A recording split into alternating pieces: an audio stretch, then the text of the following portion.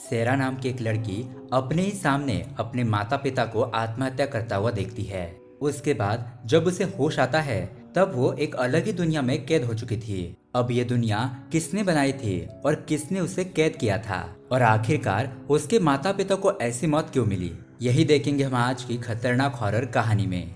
दोस्तों, इस कहानी में दिखाया गया एग्जोर्सिज्म का प्रोसेस बहुत ही अलग तरह का है जिसे देखकर आपके भी होश उड़ जाएंगे। और इस कहानी के एंड में आपको एक ऐसा ट्विस्ट देखने को मिलेगा जिसका आप अंदाजा भी नहीं लगा सकते। तो दोस्तों, मेरा नाम है किरण और आप देख रहे हैं हॉरर बॉक्स हिंदी। अगर आपको भी ऐसे ही हॉरर मूवीज देखना पसंद है तो हमारे चैनल को सब्सक्राइब जरूर कीजिए। तो चलिए अब बिना किसी देरी के शुरू करते हैं आज की कहानी। कहानी की शुरुआत होती है सारा नाम की एक लड़की से। हम देखते हैं यहाँ पर वो अपनी सिस्टर जूली के साथ बात कर रही थी। वो जूली को अपने पेरेंट्स के एनिवर्सरी में आने के लिए इनवाइट करती है, लेकिन यहाँ पर जूली उसकी सेलिब्रेशन में आने से मना कर देती है क्योंकि उसके पेरेंट के साथ उसके रिलेशनशिप कुछ ठीक नहीं थे। जूली उसको कहती है कि वो मॉम और डैड के लिए उसके घर पर आकर फ्लावर्स लेकर जाए क्योंकि वो उनके फंक्शन में तो नहीं आने वाली थी। खैर, अब यहाँ से सीन शिफ्ट होता है और हम सेरा को देखते हैं जो कि अपने मॉम डैड के घर पर आई थी। अब घर पर आने के बाद उसे वहाँ पर कोई भी दिखाई नहीं देता, इसीलिए वो दूसरी मंजिल पर पहुँच जाती है जहाँ पर वो एक रूम में एंटर करती है और अपनी माँ को देखती है और उन्हें देखकर उसके पैरों तले जमीन ही खिसक जाती है क्योंकि दोस्तों उसकी मदर अपने ही डैड को कंटिन्यूअसली स्टैब किए जा रही थी। अब ये देखकर सेरा बहुत ज्यादा घबरा जाती है और उसकी हालत भी खराब हो चुकी थी। उसके बाद वो देखती है उसकी मॉम भी अपना गला काट कर आत्महत्या कर लेती है और इसी के साथ ये सीन यहीं पर कट हो जाता है।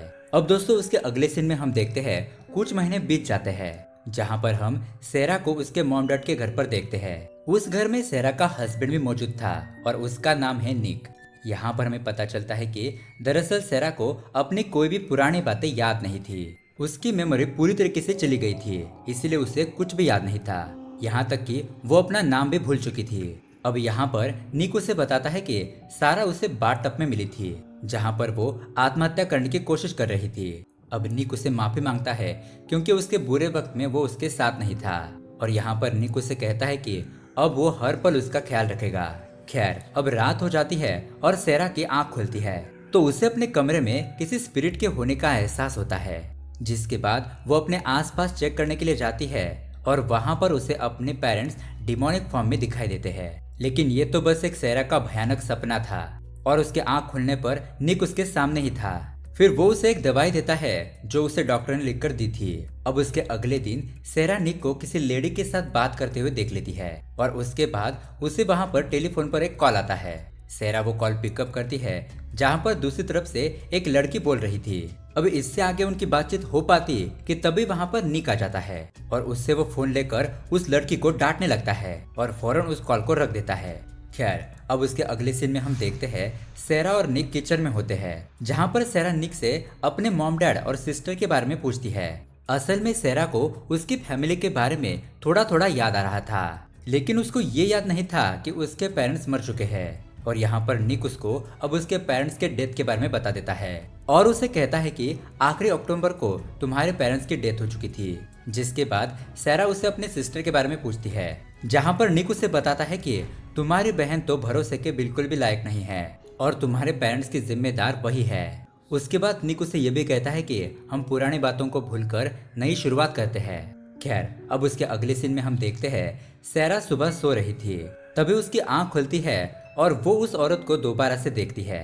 सेरा उसके बारे में निक से पूछती है तो निक उसे बताता है कि यह औरत हमारी केयर टेकर है और मैंने इसे तुम्हारा ख्याल रखने के लिए हायर किया है।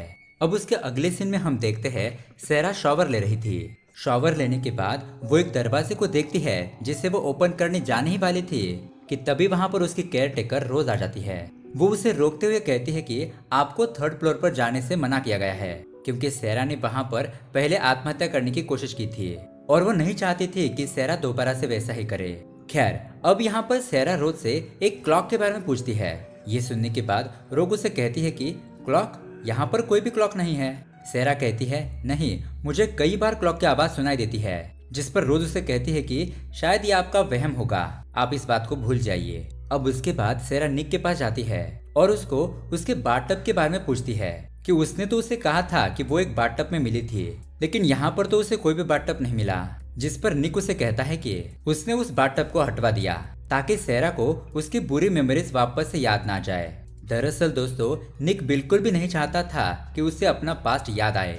अब रात हो जाती है, लेकिन सैरा की फिर से नींद खुलती है, जहाँ पर वो बाथरूम में जाती है और अपने आप को एक बाथटब में देखती है, जहाँ पर वो अपना हाथ काट रही थी। और इसी के साथ तुरंत ही उसकी नींद खुलती है। जैसे उसकी नींद खुलती है, वो अपने सामने अपने सिस्टर और एक आदमी को देख पाती है, लेकिन ये भी बस उसका एक सपना ही था। लेकिन जब सैरा विंडो से देखती है तो उसे वही दो लोग दिखाई देते हैं और उन दो लोगों को निक वहाँ से भगा देता है। अब निक के अंदर आने के बाद वो उसे उनके बारे में पूछने लगती है, जिस पर वो उसे बताता है कि वो उसकी सिस्टर जूली थी और निक को जूली बिल्कुल भी पसंद नहीं थी। निक यहाँ पर ये चाहता था कि सैरा जूली से कोई भी रिश्ता ना रखे। खैर, अब रात को सैरा और निक साथ में होते हैं, जहाँ पर निक उसके साथ अच्छी अच्छी बातें करता है। सैरा उसे कहती है कि क्यों ना वो लोग न्यू मेमोरीज बनाए, एक नई लाइफ की शुरुआत करे, जिस पर निक उसे कहता है इससे तो मुझे बहुत ज्यादा खुशी मिलेगी। अब उसके बाद जब रात में सैरा सो रही होती है तो उसे फिर से जूली अपने सपने में दिखाई देती है। इसके बाद जब सैरा उठती है तो निक उसके सामने होता है। वो उसे कहता है कि वो यहाँ पर एक छोटी सी डिनर पार्टी रखने वाला है, जहाँ पर उसके कुछ दोस्त आएंगे और उनके आने के बाद सैरा भी थोड़ा सा अच्छा फील करेगी। उसके बाद हम रोज को देखते हैं, जो कि गार्डन में गार्डनिंग कर रही थी। अब वहाँ पर सैरा आ जाती है और वो रोज की मदद करने लगती है, लेकिन यहाँ पर रोज उसे ही उल्टा सीधा बोलने लगती है और रोज का ऐसा बर्ताव देखकर वो वहाँ से चली जाती है।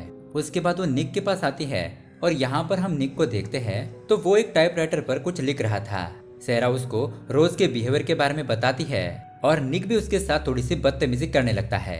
अब ये बात सैरा को पसंद नहीं आती और वो उसे एक थप्पड़ मार देती है। खैर, अब रात को सैरा की फिर से नींद खुलती है और वो उठकर नीचे की तरफ जाती है, लेकिन वहां पर आने के बाद उसे वहां पर कोई होने का एहसास होता है और वो दोनों वहीं पर इंटीमेट होने लगते हैं। यहाँ पर सैरा के हाथ पर ब्लड लगा हुआ था, जिसको निक पूरी तरीके से इग्नोर कर देता है। खैर, अब उसके अगले सीन में हम देखते हैं सैरा को डोर पर किसी की आवाज आती है। जब वो दरवाजा खोलती है तो उसको वहां पर टॉम नाम का एक आदमी मिलता है और वो उसे कहता है कि उसकी सिस्टर उसकी दोस्त है और वो उसकी यहाँ पर हेल्प करने के लिए आया है।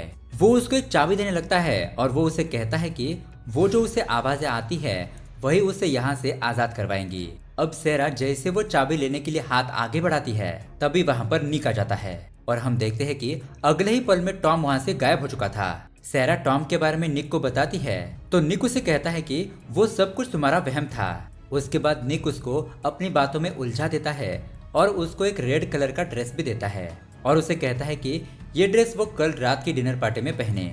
अब उसके अगले सीन में हम देखते हैं सैरा को फिर से एक और भयानक सपना आता है, जहाँ पर वो अपने माता पिता को देख पाती है और उसी सपने में वो अपनी सिस्टर को भी देख पा रही थी। उसके बाद हम देखते हैं सैरा एक स्टोर रूम में होती है। वहाँ पर वो अपनी एक फैमिली की फोटोग्राफ देख रही थी। तभी वहाँ पर उसे एक किताब मिलती है और उस किताब में उसे एक चाबी मिलती है। वो उस चाबी को उठा लेती है, जिसके बाद उसे टॉम फिर से दिखाई देता है, जो उसका गला दबाते हुए उसे कहता है कि पहचानो पहचानो तुम कौन हो। और इतने में ही निक उसे जगा देता है और हम यहाँ पर देख पाते हैं कि ये भी उसका एक बुरा सपना ही था। निक उसे शांत करता है और यहाँ पर सैरा को वही चाबी जमीन पर दिखाई देती है और वो उसे उठा लेती है, जिसके बाद में हम देखते हैं वो रोज के साथ गार्डन में थी, जहाँ पर रोज उसके साथ फिर से बदतमीजी से बातें करती है और इसी बीच वो निक को भी उल्टा सीधा कहने लगती है। अब ये सारी बातें सुनकर सैरा उसे काम से ही निकाल देती है। उसके जाने के बाद सैरा एक प्लांट को देखती है, जिसे निकालने पर उसके रूट के साथ किसी के इंटेस्टाइन देखती है, जिसको देखकर वो बहुत ज्यादा घबरा जाती है और उसके मुंह के अंदर से कुछ ब्लैक सी चीज निकलने लगती है और थोड़ी देर बाद में वो सब कुछ गायब भी हो जाता है। ये सीन बहुत ही खतरनाक था। अब उसके बाद वो नहाने के लिए चले जाती है और यहाँ पर वो निक को सब कुछ बता रही थी। निक उसे कहता है कि उसके गार्डन में चेक करने पर उसे वहाँ पर कुछ भी नहीं मिला।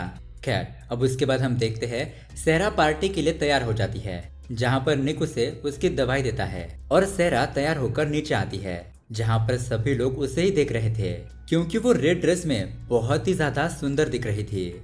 उसके बाद निक उसको अपने फ्रेंड से इंट्रोड्यूस करवाता है और तभी वहाँ पर हम रोज को देखते हैं। दरअसल दोस्तों, यहाँ पर जो डेकोरेशन और बाकी का जो काम था वो सब कुछ रोज ने ही किया था, लेकिन सैरा को यहाँ पर रोज को देखकर बिल्कुल भी खुशी नहीं हो रही थी।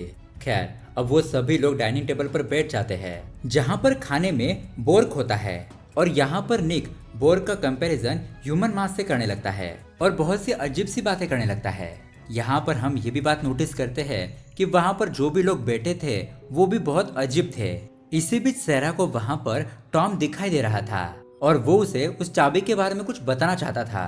तभी यहाँ पर रोज सैरा को एक ड्रिंक देती है और उस ड्रिंक के अंदर उसने एक गोली मिलाई हुई थी। ये सब कुछ निक भी देख रहा था, लेकिन वो उसके बारे में कुछ भी नहीं कहता।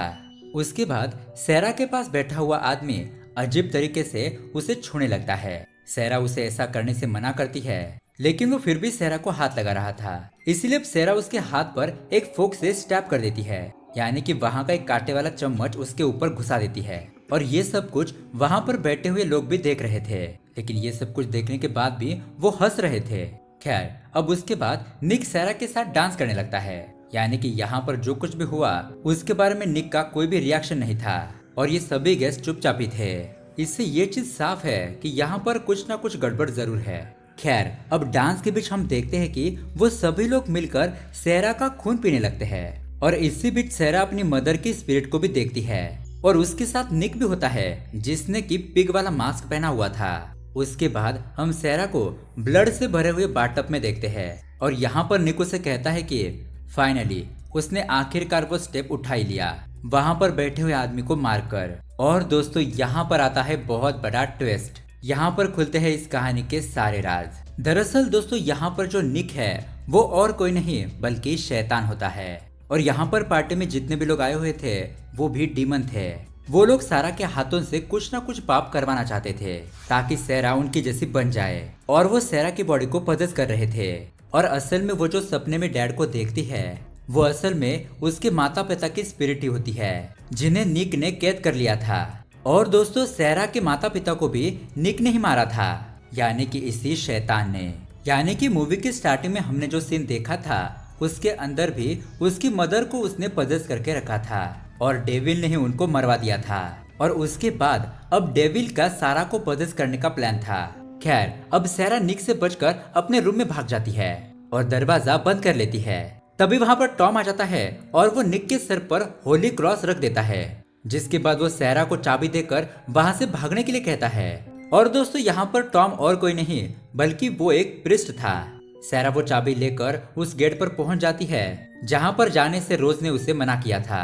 और यहाँ पर हमें पता चलता है कि सैरा इतने दिनों से डीमन की दुनिया में कैद थी, यानी कि वो अपने ही दिमाग के अंदर बनाए हुए घर में थी जो किसी और ने नहीं बल्कि डेविल ने ही बनाया था। और ये वही दरवाजा था जिससे रियल वर्ल्ड के अंदर जाया जा सकता था। अब सैरा उस दरवाजे को ओपन करके आगे की रोशनी की तरफ बढ़ने लगती है, लेकिन तभी उसे वहां पर टनल के अंदर बहुत सारे डीमन दिखाई देते हैं जो उसे हार्म पहुंचाना चाहते थे, लेकिन वो उनसे जैसे तैसे बचते हुए आगे बढ़ती है। यानी कि अब यहाँ पर उसे बहुत ज्यादा विल पावर की जरूरत थी। वो अब आगे बढ़ते हुए एक लाइब्रेरी के अंदर पहुंच जाती है। वहां पर निक होता है और निक उसको अपने बातों में फंसाने की कोशिश कर रहा था। वहां विंडो के बाहर टॉम खड़ा था और वो उसे नीचे आने के लिए कहता है, लेकिन यहाँ पर निक उसको अपनी बातों में उलझा रहा था और सैरा को अपने साथ रुकने के लिए कहता है। तभी यहाँ पर सैरा को अपनी पुरानी बातें याद आती है जहाँ पर उसकी माँ ने अपने पिता को मारा था, लेकिन यहाँ पर सैरा को पता चलता है कि उसकी मॉम ने ये जानबूझकर नहीं किया था बल्कि इस शैतान निक ने उनसे वो करवाया था। अब यहाँ पर टॉम उसके ऊपर होली वाटर फेंकता है जिससे कि उसका मुंह जलने लगता है और सैरा इसी बीच विंडो से बाहर कूद जाती है। और यहाँ पर हम टॉम और उसकी बहन जूली को भी देख पाते हैं जो कि उसके ऊपर एग्जॉर्सिज्म कर रहे थे। यानी कि अब तक हमने जो भी कहानी देखी वो सब कुछ सैरा के दिमाग के अंदर चल रहा था और ये सब कुछ शैतान निक ही करवा रहा था। और यहाँ पर टॉम का एग्जॉर्सिज्म सक्सेसफुल होता है और टॉम डेविल को सैरा को आजाद करने के लिए कहता है और डेविल को उसकी बॉडी को आजाद करना ही पड़ता है। जहाँ पर हम देखते हैं अब सैरा भी पूरी तरीके से उस दुनिया से बाहर आ चुकी थी।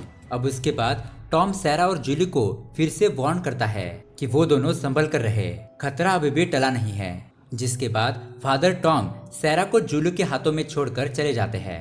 लेकिन दोस्तों, उसके बाद हम यहाँ पर ये नोटिस करते हैं कि जूली का बिहेवियर अब बिल्कुल भी बदल चुका था और वो बोलती है कि अब वो ऐसी गलती दोबारा नहीं करेगी। यानी कि उस जूली का बर्ताव उस शैतान निक की तरह लग रहा था और इसका मतलब ये था कि अब उस डेविल ने सैरा को छोड़कर जूली को पजेस कर लिया है। और दोस्तों, इसी के साथ ये कहानी यहीं पर एंड हो जाती है। और दोस्तों ये थी एक एग्जॉर्सिज्म की बहुत ही अलग कहानी। तो दोस्तों ये कहानी आपको कैसी लगी हमें कमेंट करके जरूर बताइएगा। साथ ही ऐसे ही अमेजिंग वीडियो देखने के लिए हमारे चैनल को सब्सक्राइब जरूर कीजिए। मिलते हैं अगली वीडियो में। Thanks for watching.